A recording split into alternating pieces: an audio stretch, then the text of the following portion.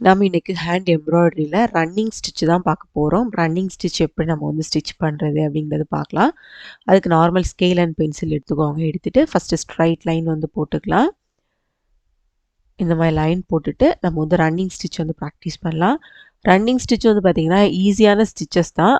ஆனால் வந்து அதுலேயுமே நிறைய கரெக்டாக நம்ம வந்து போடுறது இருக்குது. அப்போ தான் அதோட ஃபினிஷிங் நீட்டாக இருக்கும். நான் த்ரெட்டு வந்து பார்த்திங்கன்னா நீடிலில் போட்டு எடுத்திருக்கேன். எட்ஜில் வந்து பார்த்திங்கன்னா ஒரு த்ரெட்டில் மட்டும் ஒரு சைடு மட்டும் நம்ம நாட் போட்டு எடுத்துக்கலாம். ரெண்டும் சேர்த்து போட வேண்டாம். ஒன்றில் மட்டும் நாட் போட்டு இந்த மாதிரி எடுத்துக்கோங்க. ஃபஸ்ட் இப்போ நம்ம அந்த கரெக்டாக அந்த பாயிண்ட்லேருந்து ஸ்டார்ட் பண்ணிக்கலாம்.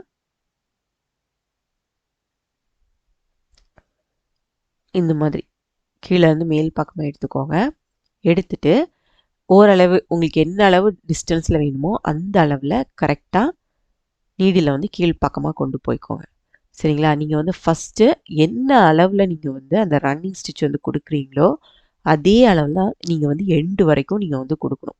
இப்போ அந்த கேப் வந்து பாருங்கள், கேப்புமே நம்ம ஃபஸ்ட்டு ஸ்டிச் பண்ணோம்ல அந்த அளவுக்கு கேப்பும் கரெக்டாக இருக்கணும்.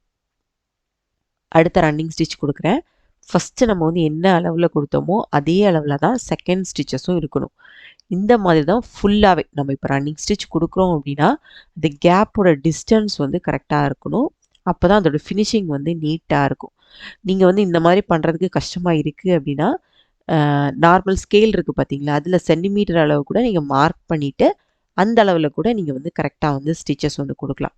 ஏன்னா வந்து அந்த கேப் ஈக்குவலாக இருந்தால் தான் ரன்னிங் ஸ்டிச்சஸ் வந்து பார்க்குறதுக்கு ரொம்பவே அழகாக இருக்கும். ஒரு ஸ்கேல் அளவுக்கு நம்ம கண்டினியூஸாக நம்ம ஸ்டிச்சஸ் போட்டு நம்ம வந்து ப்ராக்டிஸ் பண்ணிட்டோம் அப்படின்னா நம்ம ரன்னிங் ஸ்டிச் போடுறது ரொம்பவே ஈஸியாக புரிஞ்சிடும். ஹேண்ட் எம்ப்ராய்டரி ஸ்டிச்சஸ் வந்து பார்த்திங்கன்னா உங்களுக்கு ரொம்பவே ஈஸியாக தான் இருக்கும். நிறைய ஸ்டிச்சஸ் இருக்குது. ஒவ்வொன்றுமே ஒவ்வொரு மாடலில் இருக்கும். எல்லாமே யூஸ் பண்ணி தான் நம்ம வந்து லூப் பார்ட் எல்லாமே நம்ம வந்து ரெடி பண்ணுவோம். சரிங்களா? அதனால் ஃபஸ்ட்டு பேசிக்லேருந்து நம்ம வந்து ஸ்டிச்சஸ் வந்து லேர்ன் பண்ணால் தான் என்னென்ன டிஸ்டன்ஸில் எந்த மாதிரி நம்ம வந்து ஸ்டிச்சஸ் கொடுக்கணும் அப்படிங்கிறது நமக்கு வந்து ரொம்பவே ஈஸியாக புரியும்.